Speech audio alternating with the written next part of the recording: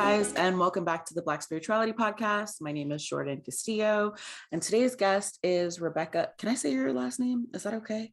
Rebecca Edwards. I've known her for like forever. Hi, welcome to the podcast. How are you doing? I'm good. How are you? I'm extremely tired. I'm so tired. Working a big girl job is like, it's different. It's draining. It takes Yeah, it does. I'm like, oh my gosh, I'm just so tired. But anyway, we're still gonna have a good interview. We're gonna have a good time. So today, we're gonna just be talking about growing up in the church a little bit more. Your face. Ooh, I don't know. Something. Can you hear me? I think we like froze. I think we froze because like the last thing today we're gonna talk about growing up in the church. That's the last thing I said. And then it froze on your face being like, that was really funny to me. But today we're going to be talking about growing up in the church. I know that you had sent me like a couple bullet points that you wanted to touch on. Yeah. So I'm just going to start out how I start out with everyone. Just tell me about your religious background. So I grew up Seventh-day Adventist. On my dad's side, it's like generations in the church. Like my grandpa used to joke he was born in the church because his house was like the church in Tobago that everyone went to and worshiped at. So it's like 5 generations on my dad's side. That's like FDA and super conservative on his dad's side. And my grandma like converted and had that, you know, moment they talk about where you're like in church taking off your jewelry because you just like connected to the, I shouldn't mock, but like, you know, just like this really dramatic moment. And then she became SDA. My grandpa, and like their marriage seemed very ordained by God. Like she did not want to marry him. And then like God was like, no, that's your husband. She literally said, because my grandpa was like a shorter, dark-skinned man, and she was like, who is this short, dark man you're bringing to me? And God was like, that's your husband. So yeah. But they did have a really beautiful marriage and then raised all their kids SDA. And my dad stayed down that path and then met my mom, who is the only Adventist on like her side of the family. And she really? Yeah. She also had like one of those big like conversion moments, like went from being, you know, just very secular, just the way she was raised. Like her mom is Methodist and her dad did not go to church except for Easter and Christmas. And at some point in college, I'm not really sure exactly when, around when she met my older sister's dad, her first husband, they both converted to Adventism. And she went like straight Ellen G. White. Like she stopped eating like all these things, was only in skirts, like didn't wear makeup anymore. Like her family thought she joined a cult. Yeah. Yeah. I mean, yeah, that makes sense. Yeah. So she went like full blown. And then eventually, you know, stuff happened between her and my older sister's dad, and she met my dad, got married, and they decided to raise me and my younger sister Adventists only in SDA schools, and like made this decision when they were pregnant with me that they were also going to raise us vegetarian. So like just very conservative. I know that life. Yeah. It was like an active decision, you know, like that is how they were going to parent us. Yeah. Yeah. So then how did that affect you, like growing up in that way? Because for me personally, I didn't realize until I like started making friends with like the neighborhood kids that it was anything different, because I grew up in Adventist schools. Like I think I went to Adventist daycare, like just in the church all the time. So like, how was that for you growing up? So I will say, I was born in South Florida, like Fort Lauderdale area. And I went to a huge church that my grandparents helped start. And it was like Caribbean, mostly Black Caribbean.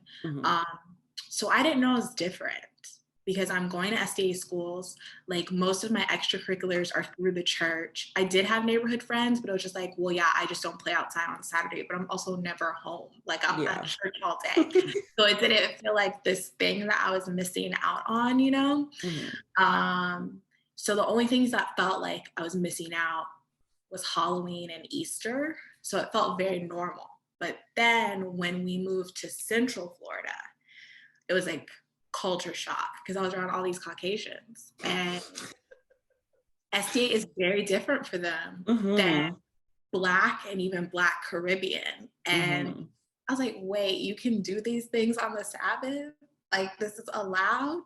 So that was very odd. And I think that's when I started questioning things more and rebelling more in that sense. Mhm.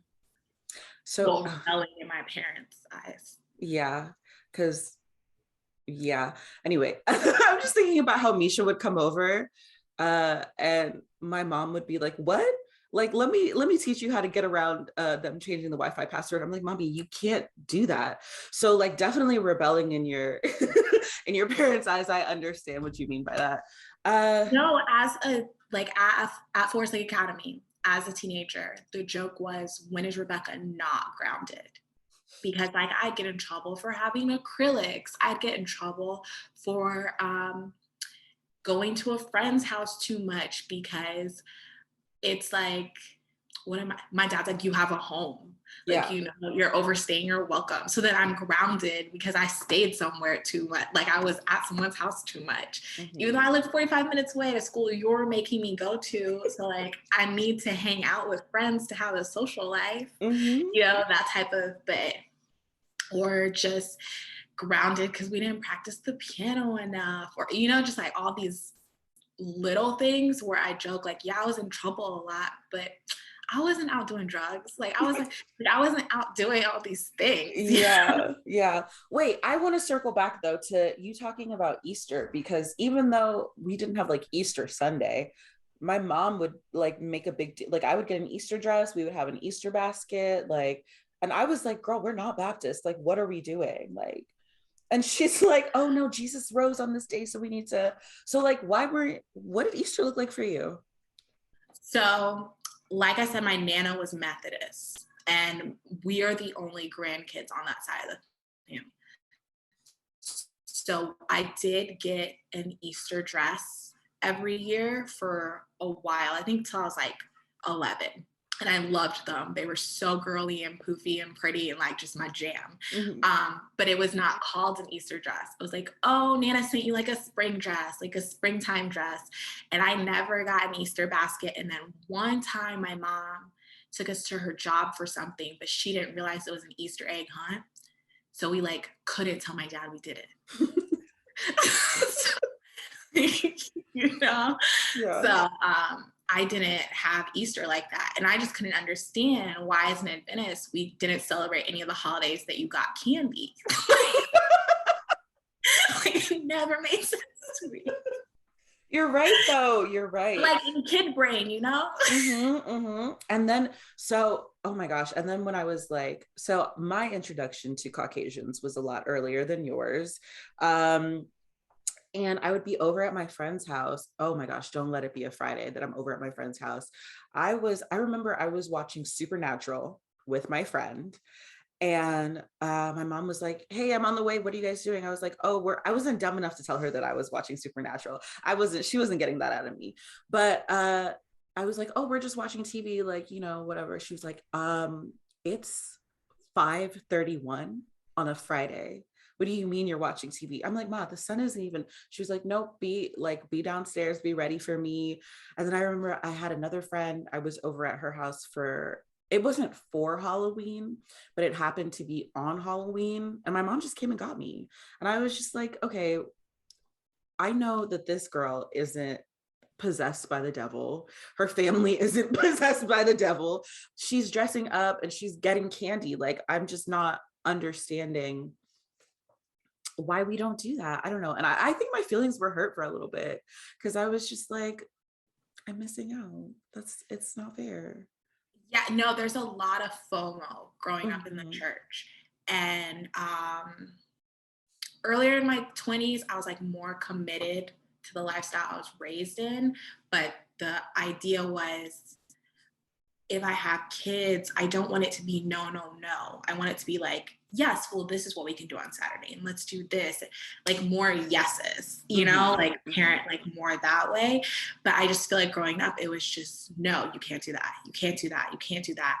And it just seemed all rules, but then we're learning about Jesus, and he's literally like mocking all these rulers that are just like rules, rules, rules, rules, rules. Yes. I And got in trouble for that. oh no, so like the difference between me and my sisters is like huge when it comes to that stuff, because if it doesn't make sense to me, I'm not abiding by it. Like Yeah. I'm just not. So I would push back on things like that. And there's a really funny story of when I did that. So living here, I started to be allowed to wear pants to church, like after we'd been here for a while. So I think I was like 15. So we'd been here for like 4 years now in Central Florida. And I could wear pants to church, which is like a huge deal. And we were packing to go down south to go to the church I grew up in. And my mom's like, don't bring those pants. And I said, why? And she's like, well, I just don't want you to wear pants down there. And I was like, okay. And I packed them. And I was staying at my god sister's house. And so I'm walking into church, and my mom sees me, and she's like, what do you have on? I was like, pants. And she's like, didn't I tell you not to bring them? I said, you did. But I was just confused. Like, is God different in Miami than Orlando? Like, I just don't get it. And she was like, no, I just like don't want. I was like, so you don't want to be embarrassed in like front of your friends. So it has like nothing to do with God. And she's like, well, fine, you can't wear pants in Orlando. I was like, all right, well, that makes sense then. But so I literally like ended up punishing myself. I couldn't understand why it was cool to wear it to like force like church, but not tabernacle. Yeah. Yeah. That's you were right. And you made points. I don't think that if I had siblings, I think that I would probably have rebelled a little bit more. But because it was just me and my mom, like I just didn't even have the energy, because we would just go back and forth with each other. Like I feel like so for context, for everyone who doesn't know, I grew up with Rebecca's little sister Misha. And so that's how we know each other. But I feel like Misha benefited from you rebelling. And so that's why she didn't have to be rebellious. And I think that if I had that, or even if I had a younger sibling who could benefit from me being rebellious, I would have been a lot more rebellious when I was younger than like now, I guess. Yeah. I don't know, because now they're like, she's an atheist. She has a hole in her nose and she has 2 tattoos. She strayed from the light of God. I'm like, okay. Yeah. It's, sister, Mhm. it just creates different dynamics. And I think my sister's personality, she cares less. Like, she'll do it behind your back, but like, Yeah. I know. See what I'm doing? Yeah. Absolutely. And so I just wanted to get into a little bit more about like what you said you wanted to talk about, because I think that that's so interesting. Just how like going to Adventist school really shaped your perspective on like jobs, gender roles, sexual orientation, sex, just like all the little bitty things in life. Oh my goodness. Honestly, I don't think I realized how much it shaped my worldview until like maybe the pandemic, when you just like have more time to just be still. Mhm. And just okay, when I was 21, this is gonna sound so crazy for people, but I promise I evolved. But when I was 21, like I went to church and we heard this sermon, and it was talking about like homosexuality and all this stuff. And I legit stopped watching shows that had like gay characters, right? Because I was just like, okay, well, I guess I'm like not supposed to be viewing this lifestyle that like I don't approve of. To now where I'm like watching Pose, and MJ wins like what did she win? A Golden Globe, I think, whatever, an actress in Pose. And I'm like, yes, queen. Like, Yes. but it was because I just like had no understanding. And also it's like I literally had to educate myself, like watch documentaries and just understand how like that it's not this sin, and I don't know, just remove this hate, I think is what I'm trying to say, and like Yeah. this fear, Hmm. because that's all that was like preached, and there was just like no understanding, no compassion, no love, and also this doesn't affect me. Uh, Like people can live their lives, and I want them to live full and happy, beautiful lives with partners and all of that, but like mhm. 21 me was like, oh my god, no, no. That's what I try to tell my family members all the time. Like I had a conversation with my aunt actually. I want to say that it was recently, but that was like definitely in June. So not recently at all. But I was explaining like the concept of being non-binary to her, and she was like, "But I don't understand, because if God made you a girl or if God made you a boy, then why not just be that?" And I'm like, "Auntie, first of all, it's not your business. Like it really doesn't affect your life at all. And at the end of the day, you're a loving person." And so I feel like I did educate her, and I don't really just feel the need to go into like that right now, but I was like, at the end of the day, I know that you're a loving person, and I know that you're a safe space that people can turn to. And why not be a safe space for everyone? Like, why not, especially if you're preaching this gospel, if you're saying that you subscribe to this religion of love, of acceptance, of all these other things, it's not really a lifestyle for you to agree with or not. And I also, when I was younger, I think for me, I was like, why would anybody, people are born gay, people are born trans, people are born like this, because why would anybody choose this? Makes no sense. No Because sense. like honestly, the ridicule, the besides the ridicule, the literal like threat of danger constantly, I would, like, no one would ever choose that. I would never wish that on anybody. And I'm just like trying to break that down to her, and I'm just like, yeah, it doesn't really make sense, girl. Like you should just show the love of Jesus to people and kind of mind your business on everything else. No, I completely agree. And I think um I was getting there at 21, but then you're just like listening to things. And it was also the person I was dating was just like really trying to change me and mold me into this like super conservative person that I never was. And I Was was he a willing Theo to do that. major? Huh? Was he a Theo major? He wasn't. He was an engineer, but he was like a guy that would preach a lot. Oh, It, okay. it just I knew it wasn't. had to be in there somewhere. Yes, no, and people kept putting that on me that like Rebecca will be a pastor's wife.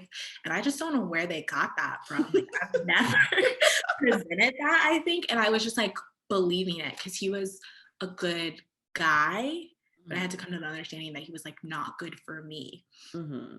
But circling back to the conversation with your aunt, I listened to a podcast that had Alok. I don't know if you know who that is. They're a non-binary person. Mm-hmm. Um, and they were saying that you don't have to understand me to not want harm to come to me and to not feel like that I should deserve, to walk down the street and not get spat on and not be in danger and all that stuff.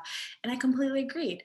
Because I will say, like, coming from the background I come from, that was a bigger learning curve, like Mm-hmm. non-binary, and even just trying to work into my vernacular, they, them, with even people in my life where like Mm-hmm. you just make mistakes, but I don't need to understand someone for them to exist. Yeah. It Yeah. just, you know? And just as, I don't know, I think that I'm not gonna sit here on my high horse and be like, I've never been homophobic. I've never been like had these harmful thoughts. Yeah. But I just feel like as a Black woman who has grown up in white spaces, it's a lot easier for me to understand being othered, regardless of whether or not I understand that specific experience. And having experienced being othered, I'm like I remember, oh my gosh, who was I just talking to this to about this? I was like in the 7th grade in Mr. Broom's class, and Melissa Keller was putting on a presentation for, she was like the fundraiser at Fleece or whatever. And her daughter like walked up to me. She was like a little girl. like maybe like 5, walked up to me and was like, are you a boy or a girl? And I was like, I'm a girl. She was like, why is your hair so short? Only boys have short hair. And I was like, it's because my hair is different than yours. But like, how old are you even in 7th grade? Like 12, 13? Oh, 12, 13. It's just like, I shouldn't have had to experience that and then go home and be like, a 5-year-old bullied me. Like, what is that even? So just like existing in that space, it's just easy to see how you don't want other people to feel how you did when you were at a low point, and just not wanting harm to come to people. I don't know, just yeah, that person was correct in their experience. Yeah, no, most definitely. I agree. And it just, that's just like one aspect where I feel like the church kind of didn't give me an opportunity to think on my own. I had to come to terms with that through documentaries and books and just like exposure through TV and like Mm-hmm. even just being around people, like just people in my life who've come out and have felt safe to come out to me, which is not something that I would have thought about myself as a teenager. Like I remember like a horrible thing I did in high school with someone that like I suspected was gay, and like it makes me cringe now, but it's just the way you were, Yeah. brought up and all of that stuff. So, and then it affects you too, because even when I think about my sexual experiences as a teenager, like recently, like a lot of trauma has come back because I'm like, I wasn't educated.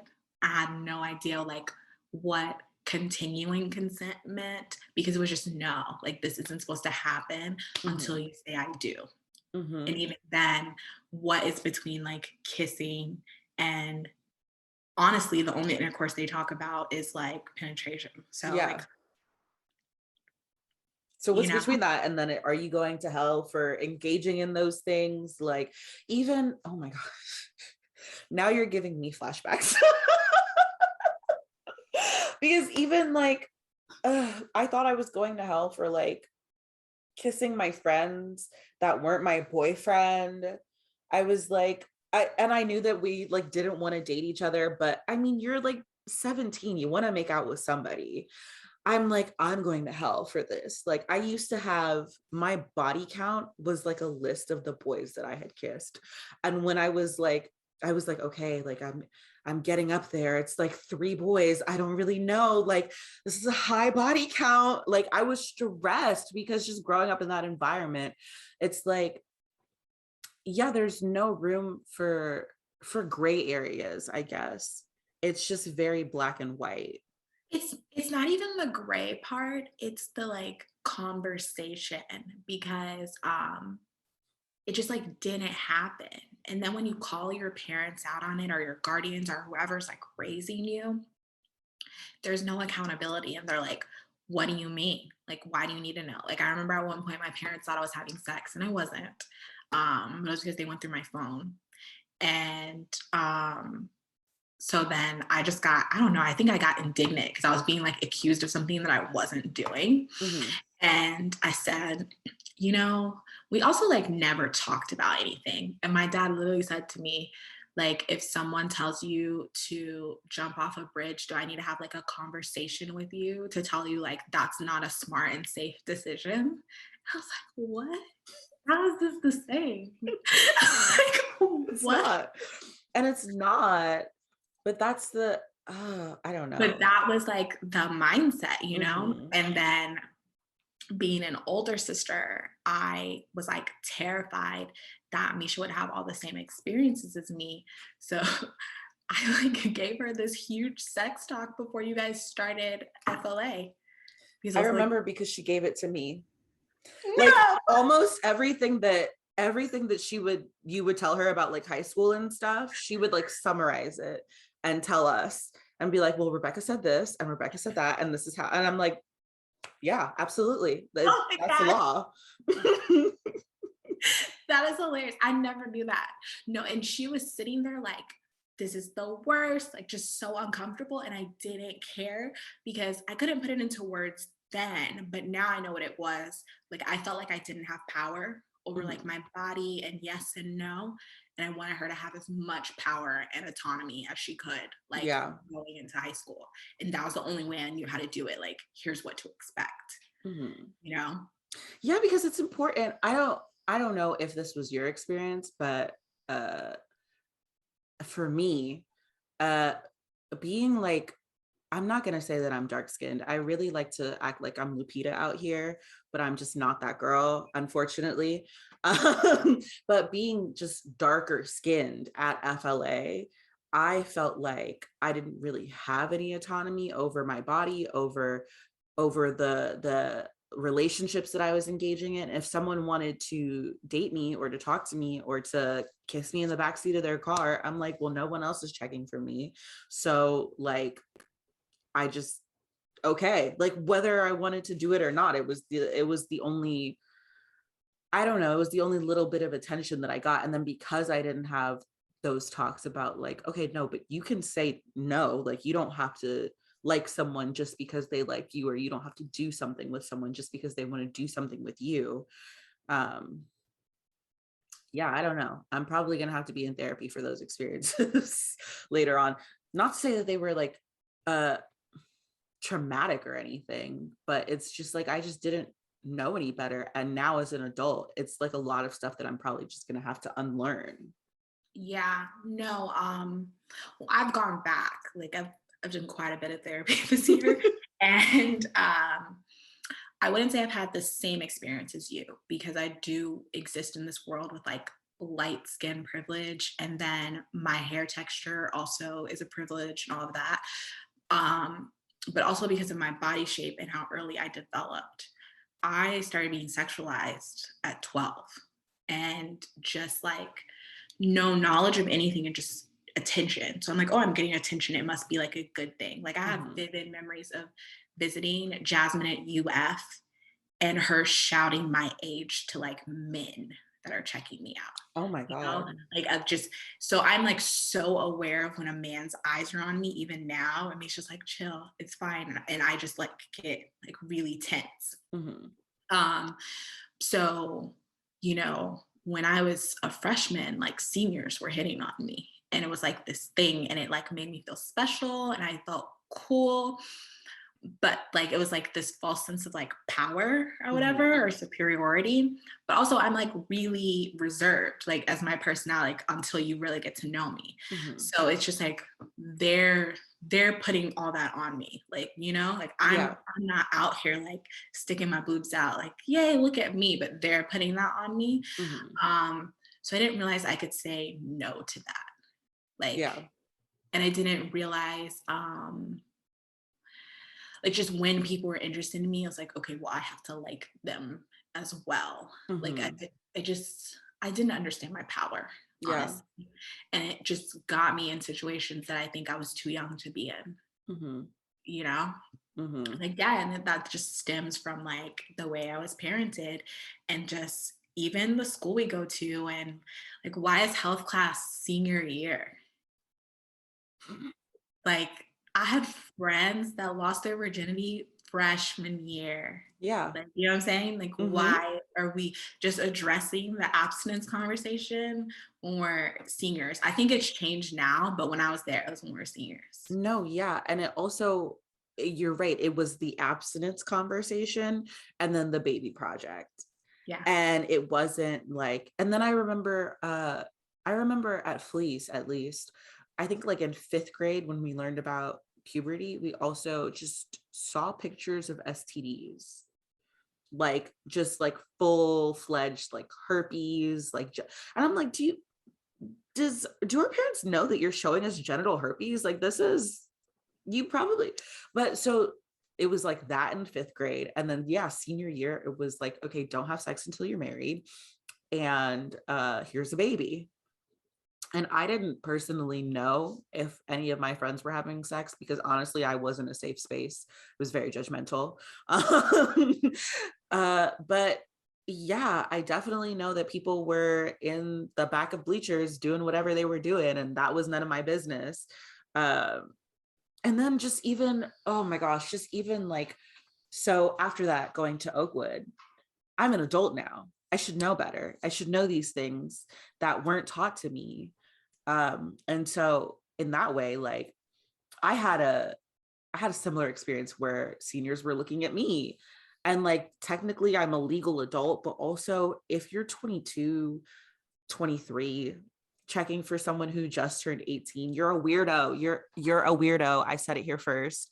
Um, because it's just like, you know that I just came from this Adventist school and you know that I don't know any better. And so now you're preying on me and I don't Yeah. know any better. I'm so naive that I just like, I don't know. So No, that was I had a really triggering experience at Oakwood where someone I thought was a safe space wasn't. I'm not gonna, divulge, but there was a point where I was like, oh, I can't go back here anymore because I don't know if something like worse is gonna happen. Mhm. And it was like this person's mission to, as he said, quote unquote, take my virginity. And just like, not yeah, not you give it to him, he's gonna take no, it it. was, and that distinction took a long time for me to like, for that to click. But something that I really value about myself, at least, where I think it's honestly a God given gift. My counselor tells me all the time, like, I will get these feelings and I'll just like trust it. And it Mhm. was just after an experience with him, I was like, I am not safe in this space with you anymore, so I will not go back. And I couldn't explain it to anyone, and like no one understood. Because what's that big weekend between like Southern and Oakwood? Do you remember? I have I no don't I have expelled all Adventist memories from my brain as know. much as So I can. it's not a big of a deal, but it's like we have church at one semester at Southern and another semester Oh, at I know what you're Oakwood. talking about. Yeah, yeah. Yeah, so it was at Oakwood, and I was like, "Nah, I'm not going." And like I couldn't explain why, and like no one got it, and I just like no, Mhm. I just couldn't go. It Yeah. just wouldn't be like a positive experience, and just all of that, you know. And then, so I was talking to my friend the other day about this actually, about how I I don't know where she stands. I don't want to like say definitively because I honestly like don't really remember, but I've made it a point to I don't date Adventist men anymore and I don't have Adventist friends that are men anymore because I also feel like what we were talking about earlier about not having the conversation really does not me making excuses for men, but it really does them a disservice in that like they come into like I don't know, like they realize like, oh, I can have sex, like I can do these things, I can and because there's no proper um education on it, they go a little bit crazy after being repressed for all those years. Because I remember leaving Oakwood, moving to Atlanta, I would party all the time. I would party all the time with my friends from work. And they weren't being creepy. And that's when I realized that the behavior that my friends at Oakwood exhibited was not normal behavior for men. They were like, no, I'm not trying to sleep with you. We're friends and we're hanging out. And I'm here to make sure, as your male friend, that you are safe in these spaces. What kind of friends have you been having? I'm like, that's a whole thing to unpack. I don't even know where to start with that. No, um I completely agree with you. In December, I realized I've only had one safe male friendship in my life. yeah. One. And it was so sad when I hit that. And like this is counting like partners, like it Hmm. was so sad. Like when that hit. Because even the guy I was dating when I was 21, he wasn't unsafe sexually or anything like that, but I wouldn't say it was an emotional safe space. Like I couldn't be seen. He kept trying to like change me, all of that vibes. Hmm. But one. And I was like, what is that? And also, why did it take me so long to see that? I Because it mean, was just typical. It was the norm. yeah, it was the norm. I don't know how much longer you have, but I did want to you mentioned gender roles, and I did want to dive into that a little bit. Um, because I have been personally unpacking a lot of things about my own gender recently. I wouldn't say that I'm non-binary, but I have come to the realization that womanhood was not made for me. Womanhood in the way that it's supposed to look, femininity in the way that it's supposed to look, was not made for me personally. Um, Are you coming at that from the perspective of the patriarchy though? Because it's just like, what does it even make yes, you kind want? of. And that's what I mean. Like, so that's what I'm saying. Like, I don't think I'm non-binary. I just don't really care for the performance of gender. But especially I don't care for, so my mom just got remarried. Congratulations. Not just, also in February. It's almost been a Has year. it been like a Christ. year? Yeah. I don't even, so she got married, and I was just on the phone with her too. Um she's like really a wife out here for real. And I'm like, I do not identify with the trait, and she loves it. Like, I'm not trying to talk crap about my mom. Mommy, I love you if you're listening. I'm not trying to like talk bad about her or anything like that, but it's just the way that she like operates in her marriage, the way that she performs her wifely duties. First of all, this is the first time I'm ever seeing my mom be a wife, because my parents were married, but obviously that didn't work out, um, for obvious reasons. Um, And they also and split before you had any like real memories. So now seeing her like make a plate for her man, or just like be like, oh, I'm gonna grow out my hair because my husband really likes long hair. I'm like, girl, I cannot do this. And so the expectations of the conservative wife, of the conservative woman, even the not so conservative wife and conservative woman that I saw displayed at like Forest Lake when I went to church there, I do not align with that lady at all. Well, I think um I'm a split, and I think I always have been. Mhm. So I have a very vivid memory of my first boyfriend when I was 14, and I wanted to cut my hair. And he's like, don't cut it too short or I'll be pissed. So I cut it shorter than I even wanted to, because I was like, the nerve, like, to tell me that. And then like so much of value was attached to my hair as a little girl. So that's like a whole other conversation. Like, don't, like, I was literally trained that like other Black girls would be jealous of my hair, so I couldn't let them play in it or they'd cut it or like do something bad. I'm not joking. Like the women in I my life believe told me you. this. And so there's like this attachment to it. And the first time I like chopped my hair into a straight bob, my dad didn't talk to me for like 24 hours other than saying you cut your beauty off. So like in those aspects, I don't align, you know? Mhm, I'm just like, this is baloney. mhm. But then in other aspects, I've seen myself give so quickly in a partnership where like I'm in college and I'm helping you do your laundry because you have to study, or and I'm just like, why? And it's like I can't stop it. Like I literally like don't even realize I'm doing it, you know? And Mhm. it's I think there's this natural caregiver in me. Like I've always wanted to be a mom. Like I say, I want to be a mom more than a wife, like type of vibe. So I like the ideas of it, but I also grew up in a very controlling household. Mhm. And that side of it scares me, where I'm like, I need autonomy. So I Yeah. think it's about like understanding that you have power to say, like for me, example, I don't like to cook.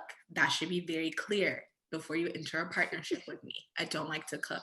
But if you want your house sparkling, I got you. Like, I don't care. And it's not even about you, it's about me. Like, it Yeah. just makes me feel better that, like, the Mhm. house is cleaner. And to me, that's not like a woman thing or a man thing. It's just like me, like a Rebecca thing. Yeah. And So it's I think also, I feel, an adult thing to just know how to clean your house, know how to feed yourself, know how to do your laundry. Definitely not a woman thing. it is. But then I noticed coming up, like I'm on dating apps right now, and I noticed coming up that I struggle if like a dude doesn't make good enough money. And that's also me feeding into the patriarchy for like what's expected of a man to be a provider, because I had a really great provider in my father. Like I never struggled. Like I didn't Mhm. realize how privileged I was growing up until looking back at it. Um, so that's like an area where I'm like, okay, well, do I need to check this? Is it a preference, or is it like, I where don't I'm think you need trying to check that. I think that that needs to stay where it is. no, and it's like, and I talk to other women and they say that exactly. And Mhm. but that's where it gets confusing, because you're like, okay, well, I'm fighting against the patriarchy like for women, but Mhm. then like how do I feel about it on those pressures as a man? And I'm not saying I don't want to work and like all of that, like, I have a career, but those are the things that I battle. So I think for me, I'm still like trying to figure it out. But I did grow up with like the expectation that your man comes in to a gathering and like you serve him his plate. Or Misha and I talk about this all the time. Like you're meeting your significant other's partner. As a woman, when you walk in that house, you can't even sit down. You have to go straight to the kitchen and be like, do you need any help? Aren't I a guest? Like, why am I helping you in your Yeah, kitchen? I'm not doing it. Meeting you. Like, aren't I a guest? But it's that expectation. And I don't know if I'm fully there. No, I can say that for a fact. I'm not fully there to like reject all of that, Mhm. because then you're like rejected by the family and all of those things. So it's Um, interesting. so you've brought up certain aspects of womanhood that I didn't really think about when I made my very definitive statement. I am a simp. I'm definitely I'm definitely a giver, but it's also because I don't really like that's not to me, that's not like a woman trait. I want someone who's gonna take care of me in the same way that I try to take care of them. But I think Um, it's expected of women and it's not expected of men. yeah. Yes, and that's what I was going to say. And I also think that what you just mentioned about men being providers, I think that everybody is really a provider in a relationship, but women's contribution of emotional availability is not considered providing in the relationship because it's not tangible. And so, to you saying, like, oh, maybe I should date men with less money, first of all, no. But if he's emotionally available, then, maybe like $100 less is fine. No, no, it's like I also know myself. Like I don't see myself choosing to partner with someone where I'm going to have a lifestyle that's lower than what I grew up. And that Yeah. sounds crazy to say, but I also like know what I'm expected. And I can also provide that lifestyle for myself. Like, Mm-hmm, mm-hmm. at Do a you know certain what's point. so crazy, Rebecca? Actually, I was watching this TikTok and I love TikTok. I was watching this TikTok and this woman was going around to other women asking them if they would date broke men. And the only people who were like, maybe were Black women. The only people who said maybe, like, I would think about it, maybe we could work on something together. Everybody else, the white women, the Asian women, the Latino women, they were like, no, what do we have to talk about if he's not providing for me?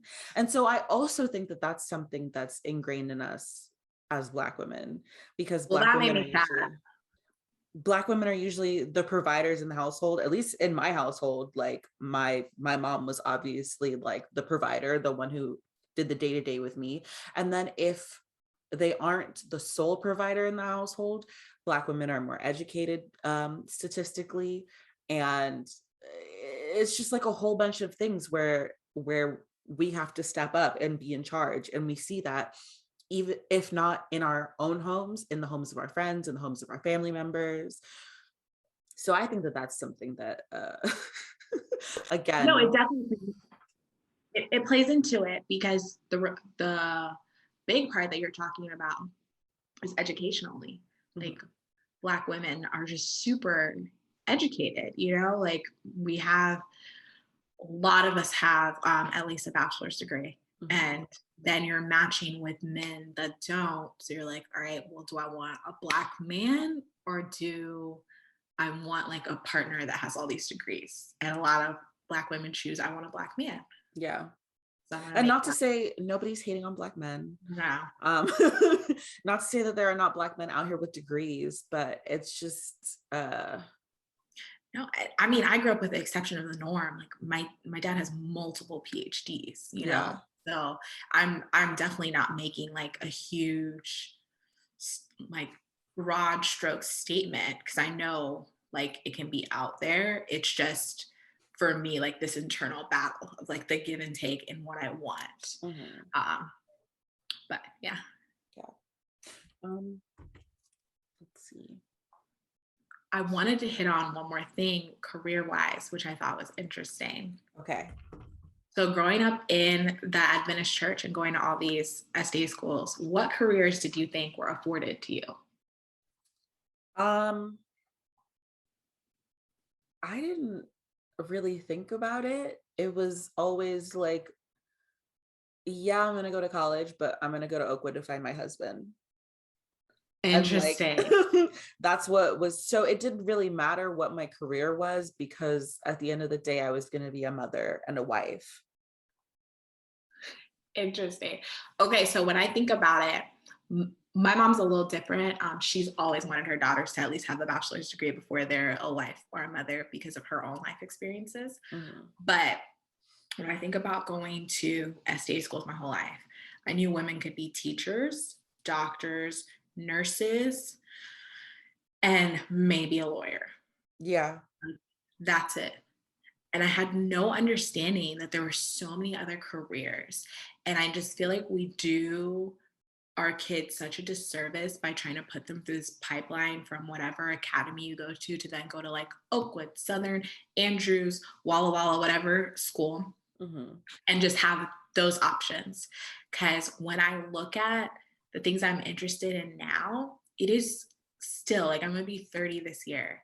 And it's still so hard for me to say, like, I love storytelling. Like, there's a deep part of me, like in my soul, that like wants to be a filmmaker and a producer. But Mhm. I'm like so scared of pushing outside of these like bounds that were kind of constructed around me. Mhm. And then I didn't even figure out that I really love storytelling um, until I was like 24. And to me, when I look back, it was really apparent. Like I did Iona Fillet, like loved that. Like the Yeah. whole like recording thing. Mhm. I'll watch any documentary. Like my family makes fun of me. Like it could be about anything. And I'll pretty much watch it like other than animals. you know, and just I feel like we're making people think they don't have God ordained gifts because they Yeah. don't fit into the little boxes of like singing on praise and worship, great with kids, so you have to teach, like, oh, you're good at stories? Okay, tell children's story or be a pastor. Like, Mhm. you can If tell it's not stories something other that, ways. yeah, if it's not something that can be utilized within the church, it's not God given. It's not God ordained. And to me, that's so problematic because I do feel like it's a gift I have, but I struggle with it because I don't understand how to use it, you know, Mhm. in those ways of where you just have to be fearless type of Yeah. deal. I think that's where I'm at right now, where I'm like really interested in media. And the only thing that I ever saw growing up about like being in media was just like operating the cameras at camp meeting or like being on the AV team. And I don't want to do any of that. I don't even bring a soundboard to me. I don't want to figure it out. I don't I don't want to do it. Um, but yeah, forging your own path. And I think that by the time that I really kind of cemented what I wanted to do with my life, that I had already left the church. So that wasn't even a factor for me personally. But I can see how you're like, yeah, like, what do I, is this a God ordained gift? Like, do I trust it? But also, when was the last time I saw you guys? Oh my gosh. Was that like before the pandemic or like in the middle of it? No, because we moved to this place like during. So maybe a year or so ago, a year and some change. I feel like it was fall. I think I was there for Christmas. I feel like I saw you in 2020. Yeah, but like Christmas time Yeah. 2020. But I will say that you were talking about like filmmaking then and you're still talking about it now. So I just want to affirm you that it probably just is God ordained, because if you're still like on it, if you can't stop thinking about it, if it's just like really ingrained in everything, then yeah. And just I've started making baby steps, but no, it's hard because it's like culture and religion. I'm pushing up like against a lot of things, and mhm, I realized even being raised the denomination I was and the culture, like Black Caribbean or Afro Caribbean, however you want to say it, um, I wasn't even allowed to pick my hobbies as a child, so I'm not super confident when to say that I like something. Like, yeah, because I was never allowed to choose, you know? mhm, So it's like I've been on this journey of just like learning even what I like. So to then like confront this whole kind of, I don't know, organization or whatever, because I'm even on a journey of like trying to figure out if I even identify as Adventist mhm. anymore right I now. was actually going to ask you that, so we're going to circle back to that. Um, Ooh, yeah, no, it's just on that journey. You can yeah. ask. Um, sorry, hold on. I don't know what's going on with the Wi-Fi. Um, do I still have Wi-Fi? Okay, yeah. Um, so where would you say you're at now spiritually? Spiritually, I would say I'm in a very dry place. So I my counselor suggested I start going back to church because she was like community. Like I hadn't been to church since March 2020. And this is a Christian counselor, like not Seventh-day Adventist, not anything like that. Mhm. And like license, all that stuff. Like I don't want to seem like I'm going to some hack or anything. um, but it's just she'll bring Christianity into it if that's something you want type of Mhm. vibe. Mhm. So she was just suggesting that I go back. So I started going back to church in like September. And Forest Lake Church, not Forest Lake, sorry, Florida Hospital Church, which is now Mhm. like whole life. So like super multicultural, whatever. The pastor has an evolved worldview. Like he talks about race issues, and I've never heard a Caucasian pastor address those things in a way that I agreed with them. Yeah. Um, so he just has a really evolved worldview. So I like that I'm going to church again, but I wouldn't say that I am feeling like super connected spiritually right now. Mhm. And there's like a lot of judgment from my dad, especially, who just like thinks none of his kids are in church and just swears we don't go. Like he just mentioned to my older sister that he wished all of us went to an Adventist school, university for 4 years because we'd be more grounded in the church. And I'm like, that has nothing to do with it. It doesn't. Um, so I'm on this, like I was on a date and the guy asked me, well, like, do you consider yourself still SDA? And I had to answer honestly, I don't know. I don't see myself going to church on another day because that would Mhm. just be too weird. Yeah. It would just be too weird. Like to me, if I'm gonna go to church, I'm gonna go to church on Saturday. But like I have, multiple piercings, as you can see. Like I have like huge tattoos. Like you're saying, like Yeah. that the idea of like what an Adventist is supposed to look like. I don't feel like it looks like that anymore. And I'm not sure what I really believe on my own, Yeah. other than what was told. So I'm trying to figure that out. Like that's what this year is supposed to be for me. Like I got this whole Bible study where you're supposed to like read the Bible in a year. Mhm. And I'm like kind of seeing what I believe and Yeah. not like what I was told, because I do still believe in God. I do still feel like God is important and I've seen him work in my life and I've seen, to me, like personal miracles happen. Mhm. So I'm not at that place where I could let go of the idea of God or even like the Trinity, because I just feel like I've felt the Spirit move before in that type Mhm. of sense. And like not even in church and praise and worship, I mean like literally like in devotion time. Mhm. I just don't feel that right now. And I think Yeah. it's because I'm not really sure what I believe versus what I was told. And then all those things we talked about earlier and how like I've evolved on stances that the church is very like publicly against. Mhm. Can I be a part of an organization that doesn't think like other people matter, in those Yeah. senses? Mhm. So it's very confusing, but I don't know if it feels like this for you when you were making that decision, but doesn't Seventh Day Adventist like feel like such a like an identity, like the way Jewish people talk, like Yes. like where you could be, because I know there are Jewish people who are like, I'm secularly Jewish, Hmm. and sometimes I'm like, you be like secularly Adventist, like like Yeah. it just sounds great, but it's such like a weird, super specific culture. Hmm. And But especially when you're Black, there's like another layer to that. yeah, because Black people are just on one anyway. Um, but it's so earlier I did say that I don't think that I would date another Adventist man, but it's like Adventism was my identity for so long to the point where I don't think that I could date someone who has never, like, did not grow up in the church. Whether or not you're still in it, I can't date someone who didn't grow up in the church because it was such a big, I mean, all of my friends were Adventist. I think that now still I have, whether or not they identify as Adventist or not, it's like their personal thing.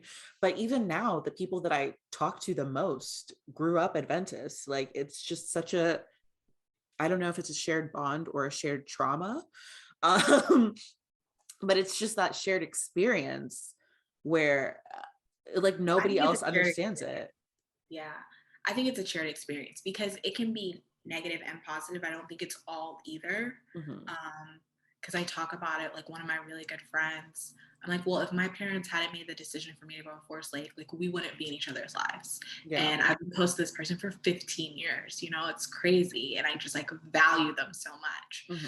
So, of course, there's positives from that, like from growing up in this community. Hmm. But I don't know, like almost everyone that I grew up with in Central Florida just no longer identifies as being Seventh-day Adventist. Hmm. And I was like, wow. And to the point where they're like telling me now, not just like living secularly and then going to church Saturday morning, like, nah, like I don't see myself as that anymore. Hmm. So I also was really like, oh, I really need to like figure out where I stand on this whole. So I was actually wondering this because you said that you were going to, what is it called now? Florida Hospital Church? Florida Hospital Church, but they like renamed it because Florida Hospital doesn't exist anymore. Yeah, It's it's like Advent Health Advent now. Health. Hmm. So the church is whole life. Okay. Are there people your age there?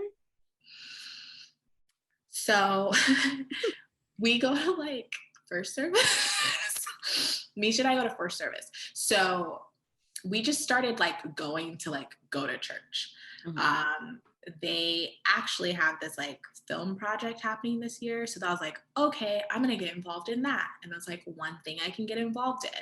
So I have seen people my age, and there are people, but most of the people my age have like families, like their parents, like they have Hmm. little kids. I haven't seen a ton of people my age that are single, unless Hmm. you'll see like one guy, come in by himself, like for church and then leave. That type of Hmm. vibe. Like you'll see a couple men like that. But no, I don't see a ton of people my age. And I think everyone's on this journey, especially the Yeah. ones who did the whole like SDA K through 12 or even K through college type of Hmm. vibe. Hmm. Because that's my thing. I went to I don't know though. I don't know if this church is the best example, but so my mom's married to a pastor. I told you that, right? Yeah, so she's married to a pastor. And so I went to their church on Christmas because Christmas is on the Sabbath. And I think that's the only time you're going to see me in church is if Christmas is on the Sabbath again. Um, because it was like little kids, like older people, like 50 plus, and then like me and my step siblings. And that was it. Those were the only people who were, and I'm not even going to say that they were my age. They're older than you. So like it's not, I don't know. Like I think that if I were to go back to church, would I really be finding community? Because are there people who understand what it's like to be 25, 26 right now in the middle of a pandemic in 2022, and then also like go to church. Yeah. So I went to a church before the pandemic that was predominantly people my age. Mhm, Um, but to me, they started losing their way.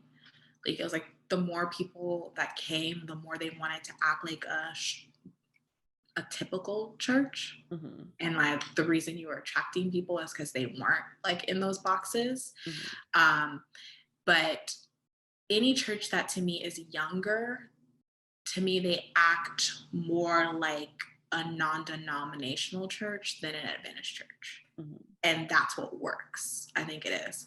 Because I don't think everyone our age is like, I don't believe in God. Now, some people do, and again, the right to their journey, but I don't think everyone's on that train. But I mhm. also think people are not going to go to church where their voice doesn't matter because the 80-year-old elders are still running things and they're getting judged for the way they look or what they do or anything like that. Like, if you're not going to include me, like, why am I here? Type Yeah, of vibe. And I think that's where people are kind of at. yeah, I would definitely agree with that. Um, okay, well, I'm gonna close this out because I'm starting to get a headache. I need to eat. No, you're Um, correct. is there anything else that you wanted to add? Anything else you wanted to mention? No, I think we hit it all. I mean, if you have any other questions for me. No, I really enjoyed this. I mean, I always enjoy talking to you. So this was really fun. I loved it too. It was so funny the last time you came over. I was like gonna go into my room to give you and Misha some space. And Misha's like, "Hey, Jordan came to hang with you too." I was like, "Oh, okay." I was trying not to be the annoying big sister. It's so funny because you would do that all the time. And then Misha would be like, no, we can all hang out. Like, come on. Get you now. Siblings, Oh man. gosh. Yeah, no. It's super chill. It's always chill vibes. I've actually so I think when I first moved here in like May, I like DM'd Misha and I was like, hey, I live in Florida now, so I'm probably gonna try to come see you guys. And I know that I still haven't done that. But every time I go to Orlando, I'm like, I need to see Misha and Rebecca. So I'm gonna make a plan to do that. I mean, Um, are we the only people you still talk to that are like here? yes. That's super interesting to me. And that's like an off-camera question, but hmm But yeah, yeah, it's y'all in my family. So do you want to like shout out your socials or anything, or do you have anything that you want to talk about, promote? um no, nothing to promote. I mean, if people want to follow me, it's Rose Beck um on Instagram, and that's it. Okay, it's BEK, not Yeah, BEC. BEK. Get the That spelling biblical right. biblical spelling of Rebecca. Yeah.